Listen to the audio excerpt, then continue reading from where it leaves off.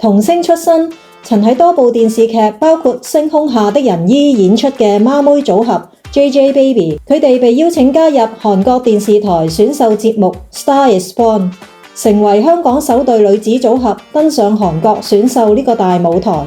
節目最近喺東南亞地區播出後，即成為熱話。JJ Baby 俘虜咗唔少粉絲，就連節目評審之一 BigBang 成員大聲亦都讚口不絕。當 Jabo 同埋 JB 現身嘅時候，多位評判即刻驚呼大讚可愛，仲詢問佢哋係唔係嚟自香港嘅名人。孖妹以流利嘅韓語自我介紹，由於自小熱愛 K-pop， 所以一直抱住能夠喺韓國出道呢一個演藝夢之外，更加積極跳唱女團 G-IDOL 嘅 Super Lady。Jabo 同埋 JB 施展渾身解數跳唱，當中包括晒 rap 功同埋大玩一字馬，令到現場評判呼聲四起。佢哋節奏感強，演唱同埋舞蹈都好好。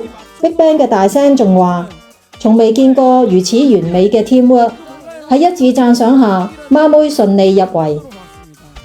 Hello， 我係 Jabo。好開心可以參加韓國嘅選秀節目，完全冇諗過會有 BigBang 嘅大聲導師做評判。當我哋見到佢嘅時候咧，非常之驚訝同埋好興奮，仲有啲空白咗添啊！係啊 ，Hello， 我係 JB 啊，同埋我哋表演完之後，聽到評審們嘅讚賞同埋肯定，真係感覺好似發緊夢咁樣，完全唔敢相信。嚟緊我哋會繼續努力，請大家多多支持我哋啦 ，Thank you。